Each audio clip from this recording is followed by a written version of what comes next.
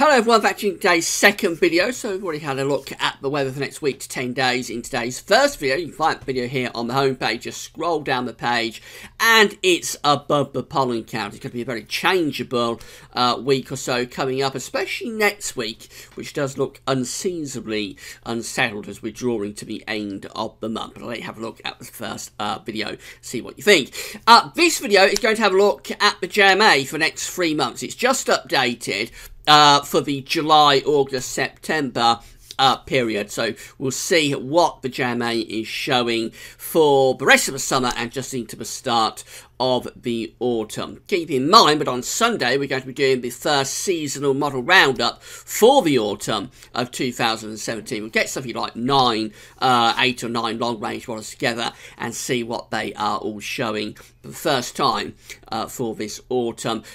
This JMA model won't be included in that video because it only goes to September. It doesn't go to the autumn, enough into the autumn to include it in that video. So we always isolate this one out anyway, and we're going to have a look at July to September. Right now, starting off with July, and we're looking at the North Pole view down, if you like. So this is the pole up here, the mid-latitudes are around here.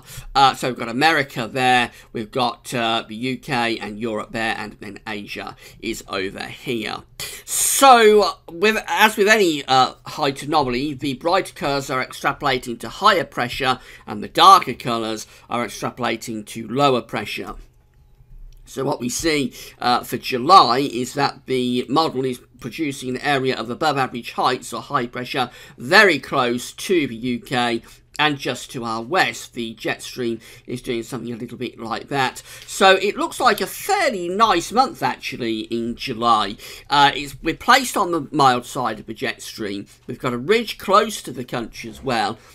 We should have plenty of dry and fine conditions with that one, I would have thought. Now, the actual centre of the high pressure is just here. It's 2 hours west. So, wouldn't necessarily be expecting an overly hot month because we're probably keeping the air in from the Atlantic overall as the mean sort of wind direction. And that's never going to be overly hot in the summer. So, it's a pleasant month. It's signalled for quite a nice July, but perhaps not especially hot month. For a hot month to be signalled, that ridge would be to the east of the country. We don't see that. So, a pleasant month, but nothing overly exciting, perhaps, for July. Then into August, and this is a bit different. The area of above average heights is still there, but it's more centred to the northwest at this point. So it's in this sort of part of the Atlantic. And then underneath it, we've got this area of near normal heights over much of Central Europe. Actually, that could be a trough of low pressure within the 500 millibar flow, quite a shallow trough. At this time of year, the troughs tend to be more shallow. So we may well be bringing in a bit of a chilly east-northeasterly wind there. And we may also be more unsettled than you'll probably think by looking at the model. If this is an area of low pressure, this is a trough within the 500 millibar flow, then particularly for southern parts of the country, that could be quite an unsettled month actually in August. Maybe more so than you will think just looking at the anomaly, and possibly quite a coolish month as well if the mean wind direction is going to be from a northeasterly direction. And then we head through into September, the start of the autumn, and we find that the above average heights, it's still out to the west, but it's weakening quite a lot. We've got a trough in over Scandinavia as well, and I think probably doing something a bit like that with the jet stream and the flow.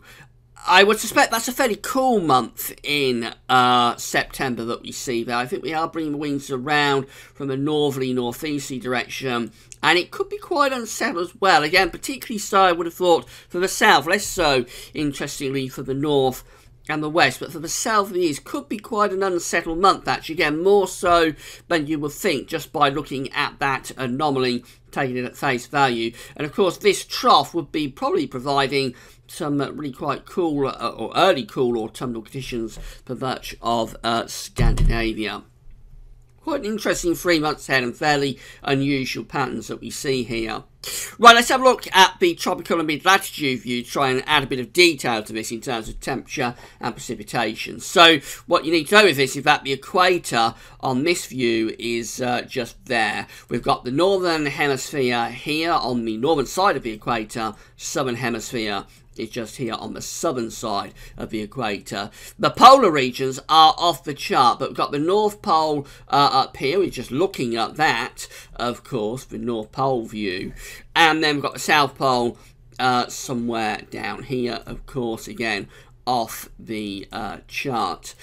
So America is just there, Asia is over here, and if we have a look, just there, and then the British Isles and Europe is over here, and Europe is over there. Right, so everybody knows where everybody is. Now, we find that for the month of July, we've got the 500 millibar height anomaly signalling an area of high pressure to be just to our west, southwest. We've got the jet stream going to our north. It looks like it should be a fairly pleasant month in July. What about the precipitation?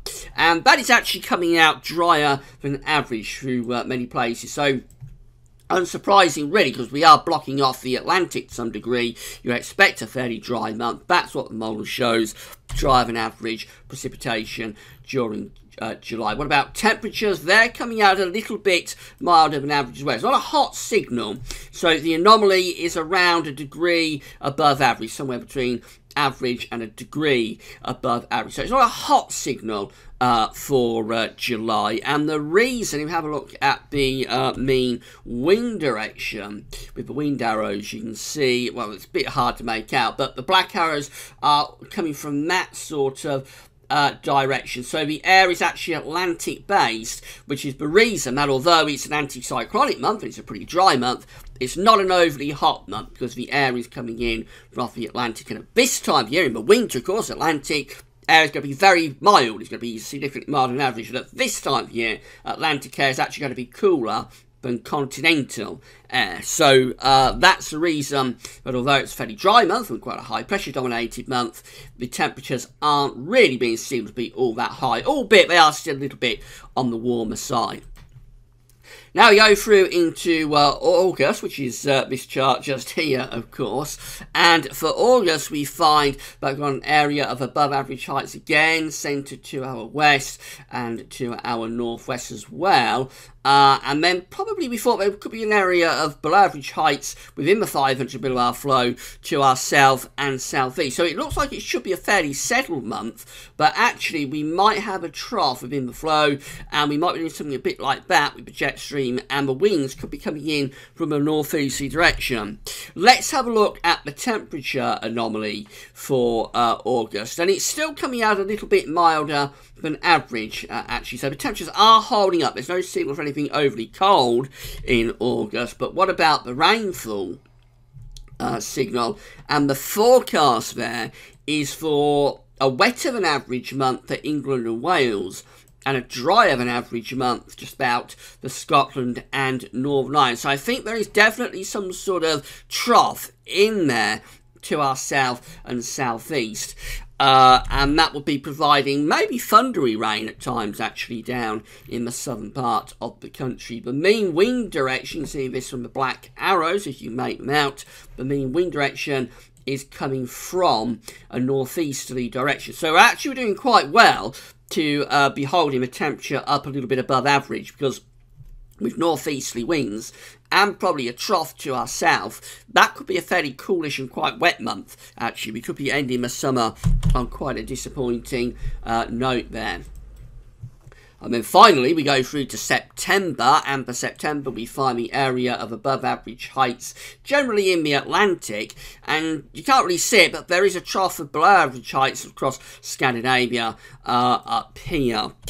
The precipitation forecast for September is wetter than average for all of us, which maybe is a little bit surprising given the 500 millibar height anomaly, but it is going for quite a wet start to the autumn there. Most parts of Europe are also coming out wetter than average, interestingly.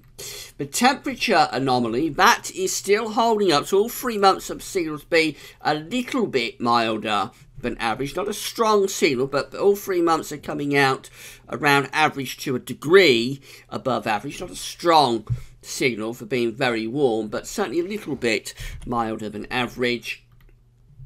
The mean wind arrows, and I suspect that temperature forecast is a bit dubious now, because the mean wind arrows are actually more sort of northerly, northeasterly. Again, you may not be able to work that out quite easily, but the winds are coming from a northeasterly type direction, which I would have thought in September is going to be enough to be producing quite chilly conditions, actually, especially at night. So if the main wind direction was northerly in September, then I suspect we will probably come away with a cooler than average month, and possibly August could be a bit cooler than average as well if the mean wind direction is northeasterly. So the model wants to keep the temperatures up okay, but I'm not sure how that really ties in with what it's doing with its wind direction, because both August and September, particularly September, to me, have the potential to be a little bit on the colder side of average. In terms of precipitation, it looks like we get a fairly decent July. A lot of dry weather, high pressure centre just to our west. Not an overly warm month, but a very pleasant July. And then August and September, they possibly go a little bit downhill quite rapidly. So it might be one of those summers. We've just had a very hot June. It might be one of those summers where we're front-loaded with the summer. We have all the summer at the start, and then it deteriorates and gets worse and worse. So by the time you get through to August, it might actually be a little bit autumnal, and that then carries on into September.